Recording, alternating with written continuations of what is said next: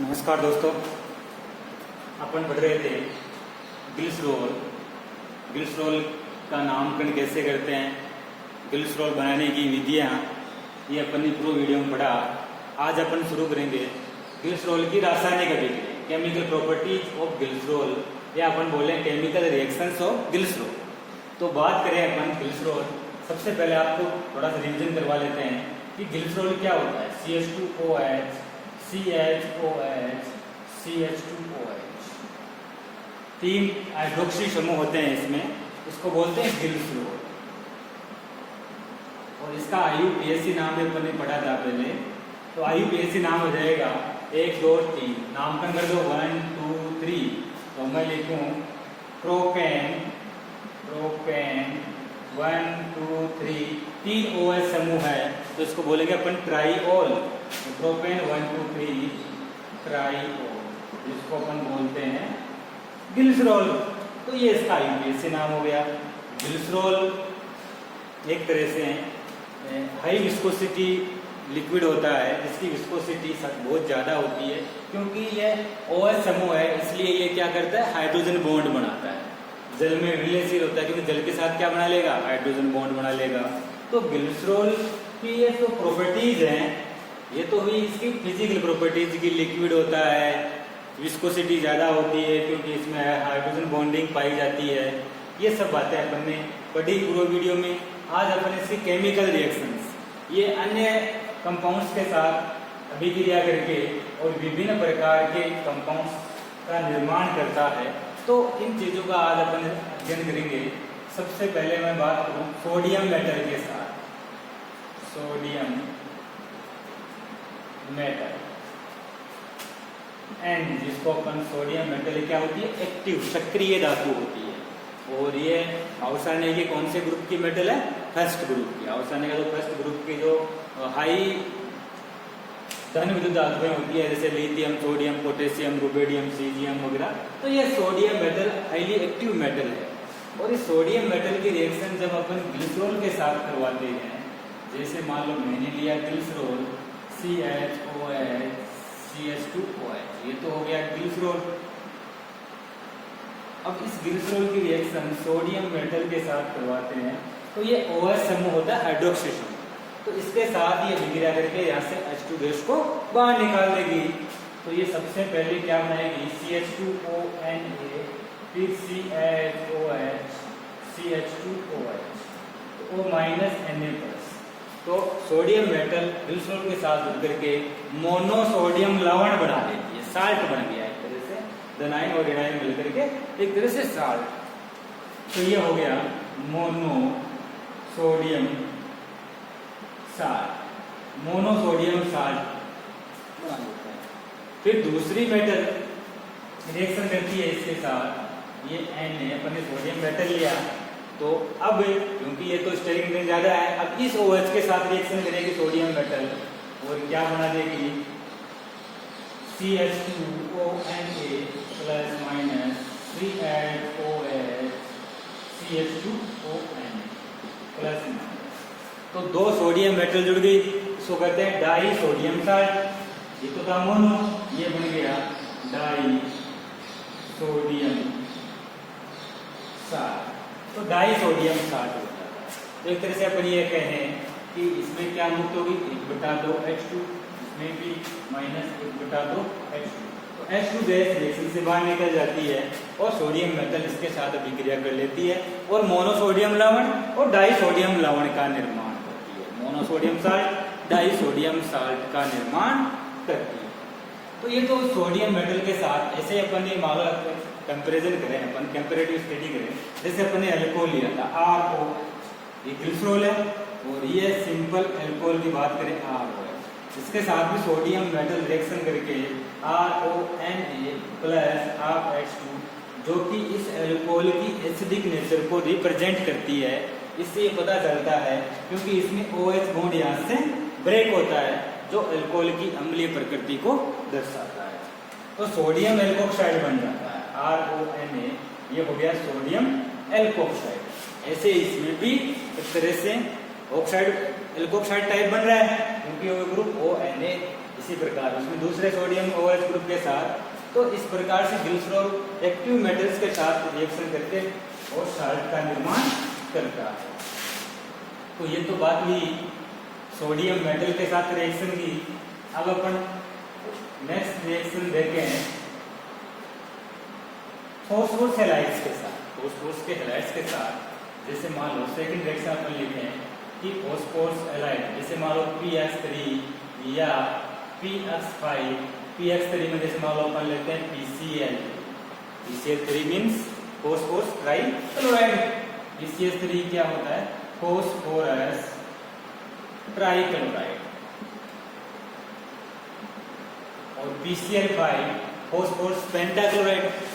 PCl अक्ष के halogens है, तो अपन इस अगर क्लोरीन लेते हैं इसकी जगह, तो इसका नाम हो जाएगा फॉस्फोरस 5 क्लोरीन है, तो फॉस्फोरस पेंटाक्लोराइड, तो इसका नाम हो जाएगा फॉस्फोरस पेंटाक्लोराइड। तो फॉस्फोरस पेंटाक्लोराइड का नाम। अब फॉस्फोरस पेंटाक्लोराइड या PCl5 जो फॉस्फोरस हैलाइड्स है, इसकी रिएक्शन अपन ग्लिसरॉल के साथ करवाते हैं। देखना पड़ा, तो अपन लेते हैं ग्लिसरॉल, जैसे मान लो CH2OH, ये ग्लिसरॉल है, CHOH CH2OH, ये अपन ने ले लिया ग्लिसरॉल। अब इसके विक्रिया PCl5 के साथ करवाते हैं। तो जैसे अल्कोहल की होती थी, हैलाइड्स बनते थे, वैसे इसमें भी हैलोजन जुड़ जाएगा। हैलोजन क्या है? क्लोरीन है, तो क्लोरीन इसके साथ जुड़ जाएगा। तो CH2Cl CHCl CH2Cl। अब PCl5 है तो POCl3 प्लस HCl, 3 मोल इसके काम आते हैं। तो ये फाइनल प्रोडक्ट बन गया। अब जो ये POCl3 है, इसको कहते हैं फॉस्फोरस ऑक्सीक्लोराइड। Phosphorus oxychloride. तो phosphorus oxychloride HCl hydrochloric acid, और ये एक हैलाइड्स कंपाउंड बन गया जिसका नाम हो जाएगा 1 2 3, तो 3 कार्बन का हाइड्रोकार्बन एल्केन, जिसको अपन बोलते हैं प्रोपेन। तो ये हो गया प्रोपेन। 1 2 3 नंबर पे क्लोरीन है, तो अपन में लिखो 1 2 3 ट्राइक्लोरो 1 2 3 ट्राइक्लोरो प्रोपेन हो जाएगा ये। तो 1 2 3 ट्राइक्लोरो प्रोपेन मतलब हैलाइड्स, फॉस्फोरस हैलाइड्स के साथ ग्लिसरॉल रिएक्शन करके ये ग्लिसरॉल है। तो फॉस्फोरस हैलाइड्स के साथ ग्लिसरॉल रिएक्शन करके और 1 2 3 ट्राइक्लोरोप्रोपेन का निर्माण करता है। अगर PCl3 लेते हैं तो PCl5 लेते हैं, अगर Br5 लेंगे तो ब्रोमीन जुड़ जाएगी यहाँ पे। Simple reaction. ऐसे मान लो इसकी विक्रिया, ये तो PCl5 के साथ है, इसकी विक्रिया PCl3 के साथ, तो भी सेम प्रोडक्ट बनेगा। हाँ, ये है साइड प्रोडक्ट, फिर डिफरेंट हो जाएगा, फिर फॉस्फोरस संबंध बनता है H3PO3 इसके साथ, PCl3 के साथ। तो जो एल्कोहल की रिएक्शंस होती है मोस्टली वही रिएक्शंस कौन रिप्रेजेंट करता है? ग्लिसरॉल करता है। क्लियर? अब नेक्स्ट रिएक्शन अपन चले हैलोजन एसिड्स के साथ रिएक्शन। तो हैलोजन एसिड्स HS जिसको अपन लिखते हैं, तो हैलोजन एसिड्स में क्या होता है? HCl HBr HI ये सब क्या होते हैं? हैलोजन एसिड होते हैं। तो मैं बात करूं थर्ड रिएक्शन, तो इम्पोर्टेंट है कि यदि ग्लिसरॉल की रिएक्शन किसके साथ करवाएं? HI के साथ रिएक्शन, HI के साथ अभी किया, HI के साथ। अब ग्लिसरॉल HI हाइड्रोजन आयोडाइड के साथ अभिक्रिया करके क्या करता है? अपन लेते हैं ग्लिसरॉल। सबसे पहले ले लिया मैंने ग्लिसरॉल, CH2OH CHOH CH2OH, ये तो है ग्लिसरॉल। और इस ग्लिसरॉल की अभिक्रिया HI के साथ अभिक्रिया रिएक्शन करवाते हैं, और HI लेते हैं एक्सेस में, अधिक में लेते हैं, बहुत अधिक मात्रा HI की है। ये नहीं है कि 1 मोल HI है, बहुत ज्यादा मात्रा में, काफी सारे मोल HI के इसके साथ है। तो HI के साथ ये रिएक्शन करके यहाँ से OH और यहाँ से H क्या मुक्त हो जाएगा? जलकाणु, यहाँ से OH यहाँ से, तो 3 मोल HI काम आती है। तो 3 - 3H2O रिएक्शन में अलग हो जाएगा, जलकाणु बन जाएगा और आयोडीन इससे जुड़ जाता है। तो इस प्रकार से CH2I CHICH2। इस प्रकार का कंपाउंड बनेगा। अब चूंकि अपन जानते हैं कि आयोडीन की साइज है बहुत बड़ी होती है, लार्ज साइज एटम है आयोडीन, तो बड़ी साइज का होने के कारण ये जो कंपाउंड बना ये हाईली क्या होता है, अनस्टेबल होता है, हाईली अनस्टेबल। अनस्टेबल क्यों है, अस्थायी क्यों है, क्योंकि आयोडीन का जो आकार है, size of the iodine very large, iodine की साइज क्या होती है, साइज वेरी लार्ज, आकार बहुत बड़ा होता है। और बड़ा आकार के तीन परमाणु निकटवर्ती जुड़े हुए हो तो वो अनस्टेबल हो जाएगा कंपाउंड। तो ये कंपाउंड अनस्टेबल होगा। अब इसमें क्या होगा, ये स्टेबिलिटी प्राप्त करने के लिए यहाँ से दोनों आयोडीन मिलकर के और I2 मॉलिक्यूल बाहर निकल जाएगा, तो यहाँ आ जाएगा डबल बॉन्ड, जब इसके इलेक्ट्रॉन यहाँ पे आएंगे तो ये बाहर निकल जाएगा, तो ये बन जाएगा CH2I CH double bond CH2। इस प्रकार का कंपाउंड बनेगा। अब इसका नाम अपन जानते हैं कि ये जो समूह होता है इस प्रकार का उसको बोलते हैं एलाइल समूह, और एलाइल समूह से आयोडीन जुड़ रही है तो इसका नाम हो गया एलाइल आयोडाइड, ALLYL आयोडाइड। तो एलाइल आयोडाइड बन जाती है। अब चूंकि HI की मात्रा अधिक में है, बहुत ज्यादा है, तो ये एलाइल आयोडाइड जो बनी एलाइल आयोडाइड के साथ पुनः अभिक्रिया करेगा, तो CH2I CH double bond CH2।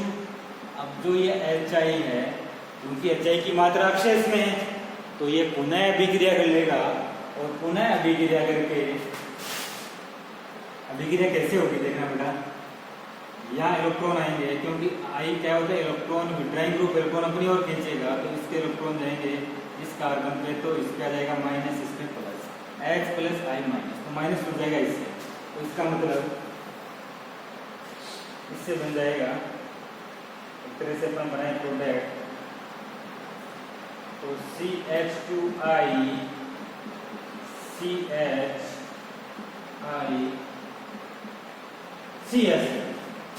Iodine यहाँ हो जाएगा, H यहाँ पे हो जाएगा, HI का योग हो जाएगा इसके। अब देखो बेटा HI का योग हो जाएगा, फिर ये कंपाउंड बना, ये भी अनस्टेबल होता है, और यहाँ से I2 मॉलिक्यूल बाहर निकल जाएगा, तो इससे बना CH2 डबल बॉन्ड CH3। तो प्रोपीन का निर्माण हो गया। ये क्या बन गया, प्रोपीन। अब प्रोपीन के साथ पुनः HI रिएक्शन कर लेगा, CH2 डबल बॉन्ड CH3, और इसके साथ फिर HI अभिक्रिया करके और आइसोप्रोपिल आयोडाइड का निर्माण करता है। इसको बोलते हैं आइसोप्रोपिल आयोडाइड। तो आइसोप्रोपिल आयोडाइड बनाता है, बहुत इंपॉर्टेंट रिएक्शन है। देखो ग्लिसरॉल लिया अपने, HI अधिक में बिक जाएगा, तो यहाँ से OH, यहाँ से H, ऐसे तो तीन जल के अणु बाहर निकल गए और आयोडीन जुड़ गया। पहली फर्स्ट स्टेप। फिर क्योंकि आयोडीन का आकार बहुत बड़ा है तो ये कंपाउंड अनस्टेबल होता है, इसलिए दोनों आयोडीन मिलकर के I2 के रूप में बाहर निकल जाएगी, तो यहाँ डबल बॉन्ड आ जाएगा, तो ये बन गया एलाइल आयोडाइड। अब एलाइल आयोडाइड के साथ HI पुनः रिएक्शन करेगा, तो आयोडीन यहाँ H यहाँ पे जुड़ जाएगा जुड़ करके, और इस प्रकार का कंपाउंड बनेगा जो भी अनस्टेबल है। फिर यहाँ से I2 बाहर निकल जाएगी, प्रोपीन बन जाएगा। फिर प्रोपीन के साथ दोबारा HI रिएक्शन करेगा और आइसोप्रोपिल आयोडाइड, फाइनल प्रोडक्ट क्या बन जाएगा, आइसोप्रोपिल आयोडाइड। तो अपन ये कहें एग्जाम में, कॉम्पिटिटिव एग्जाम्स में बहुत बार क्वेश्चन आता है कि ग्लिसरॉल HI आधिक्य के साथ अभिक्रिया करके अंतिम उत्पाद क्या बनाता है, तो फाइनल प्रोडक्ट क्या बनता है, आइसोप्रोपिल आयोडाइड बनता है। तो अंतिम उत्पाद आइसोप्रोपिल आयोडाइड हो जाएगा। क्लियर?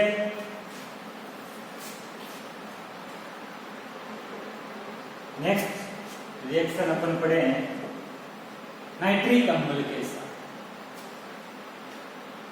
ग्लिसरॉल है वो नाइट्रिक अम्ल के साथ अभिक्रिया करके और एक बहुत वेरी इंपॉर्टेंट महत्वपूर्ण प्रोडक्ट कंपाउंड्स का निर्माण करता है जिसको कहते हैं नाइट्रोग्लिसरीन। और नाइट्रोग्लिसरीन का यूज एज ए एक्सप्लोजिव विस्फोटक के रूप में किया जाता है। देखते हैं रिएक्शन। नेक्स्ट रिएक्शन अपन लेते हैं रिएक्शन विथ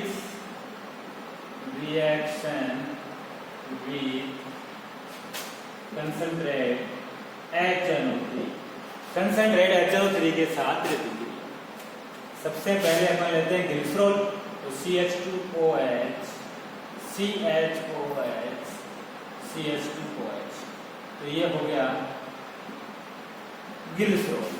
अब इस ग्लिसरॉल की अभिक्रिया अपन नाइट्रिक अम्ल के साथ करवाएंगे, तो HONO2 ऐसे होता है नाइट्रिक अम्ल, अपन लेते हैं इसको HONO, ये नाइट्रिक अम्ल HNO3। तो यहाँ से H जल का अणु बाहर निकल जाएगा, OH HOH, तो -3H2O, और क्या बन जाएगा CH2ONO2 CHONO2 CH2ONO। इस प्रकार का कंपाउंड बनता है जिसको कहते हैं ग्लिसरॉल ट्राइनाइट्रेट।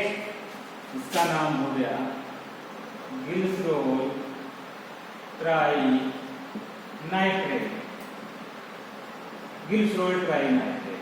और इसका एक कॉमन नाम होता है, very important name, common name इसका क्या है, या कॉमर्शियल नेम बोले अपन इसका, वो है नाइट्रोग्लिसरीन, नाइट्रोग्लिसरीन। तो नाइट्रोग्लिसरीन हो गया। और ये नाइट्रोग्लिसरीन क्या यूज आता है, जो ये नाइट्रोग्लिसरीन बनता है, जो नाइट्रोग्लिसरीन बना, ये नाइट्रोग्लिसरीन का उपयोग विस्फोटक पदार्थ बनाने में किया जाता है। इसका उपयोग किसमें किया जाता है, विस्फोटक पदार्थ बनाने में, विस्फोटक पदार्थ बनाने में। तो नाइट्रोग्लिसरीन का उपयोग किसमें करते हैं, विस्फोटक पदार्थ बनाने में करते हैं। एग्जाम में पूछते हैं, कई बार आया हुआ है कि नाइट्रोग्लिसरीन का निर्माण कैसे होगा, तो अपन सीधे सीधे बोल सकते हैं कि ग्लिसरॉल नाइट्रिक अम्ल के साथ अभिक्रिया करके ग्लिसरॉल ट्राइनाइट्रेट का निर्माण करता है, जिसको अपन क्या बोलते हैं, नाइट्रोग्लिसरीन बोलते हैं। और इसका यूजेज एज ए एक्सप्लोजिव विस्फोटक पदार्थ बनाने में किया जाता है। क्लियर? नेक्स्ट पढ़ेंगे अपन नेक्स्ट वीडियो में। Thank you.